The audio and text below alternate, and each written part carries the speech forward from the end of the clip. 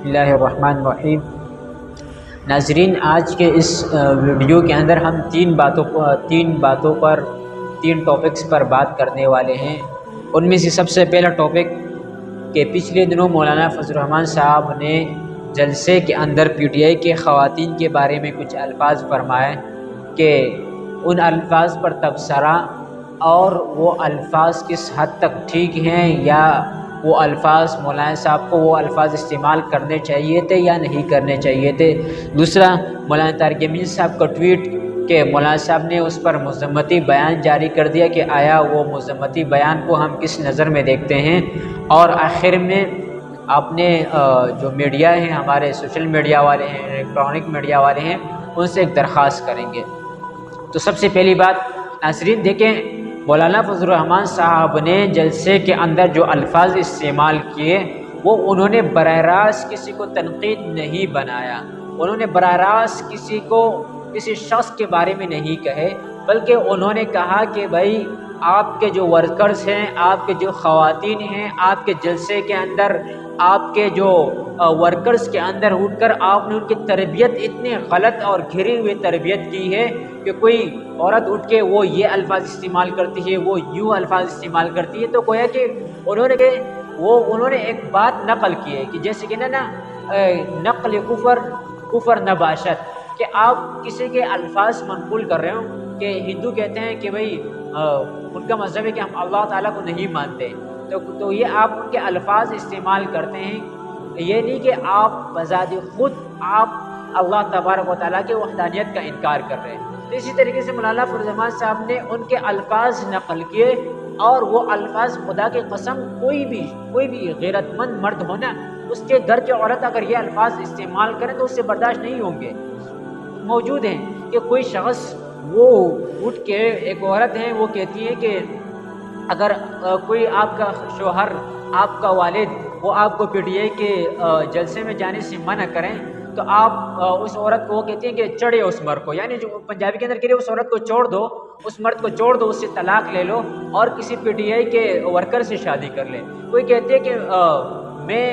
خان صاحب کے bed room میں آنا چاہتی ہوں، تو یہ اس قسم کے یہ بہت سارے الفاظ ایسے ہیں کہ وہ اپنے ورکرز کے اپنے جلسے کے اندر استعمال کرتے ہیں۔ تو یہ ہمارے معاشرے کے گراوٹ ہے، یہ ہمارے معاشرے کے اندھی تقلید ہے، وہ ہمارے معاشرے کا یہ ایک اندھاپن ہے جس کو ہمیں خدا کے واسطے ہمیں سے درخواست کرنی چاہیے کہ بھئی الفاظ کو روکے، اس طرح کے معاشرے کی گھری ہوئی حرکتوں کو روکنا چاہیے، بجائے اس سے کہ ہم اگر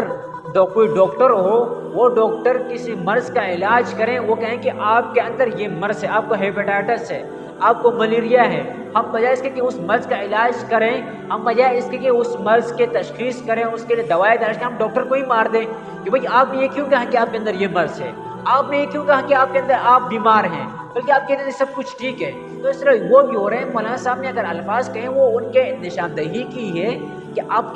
کے ورکرز اس طرح کے غلیظ الفاظ استعمال کر رہے ہیں جو نہ ہمارے کلچر کا حصہ ہے، نہ ہمارے دین کا حصہ ہے، نہ ہمارے اس ہمارے طرق و تہوار کا حصہ ہے، نہ کسی بھی طریقے سے ہم اس کو اپنے نہ کلچر سے ٹچ کر سکتے ہیں، نہ مذہب سے ٹچ کر سکتے ہیں۔ تو یہ سارے ایک ایسے الفاظ ہیں جو ہمارے معاشرے کے گراوٹ کی ثبوت ہے۔ پہلی بات تو یہ۔ دوسرا کام کہ اس پر مولانا صاحب نے جو ٹویٹ کیا اس کے مذمت کی، تو خدا کے لیے مولانا صاحب آپ کو وہ الفاظ سمجھنے چاہیے تھے۔ دیکھو، آپ اگر کسی شخص کی تعریف کرتے ہیں، آپ کسی شخص کی تنقید کرتے ہیں، تو آپ خدا کے لیے آپ اصول کو مد نظر رکھتے ہوئے آپ کسی شخص پر آپ کوئی تنقید کرتے ہیں تو آپ نیوٹرل ہو کر تنقید کریں۔ آپ اس شخص کو کیسے، دیکھو پی ٹی اے کے جلسوں میں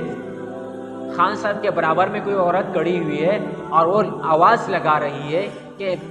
الیاذ باللہ عمران خان اس صدی کا پیغمبر بن کے آیا، آپ کو اس کی تقلید کرنی چاہیے۔ مولانا صاحب کا ٹویٹ نہیں آیا۔ اسی طریقے سے وہ عمران خان صاحب کے ورکرز مدینہ کے اندر وہ نعرے لگاتے ہیں، لیکن اس پر مولانا صاحب بہت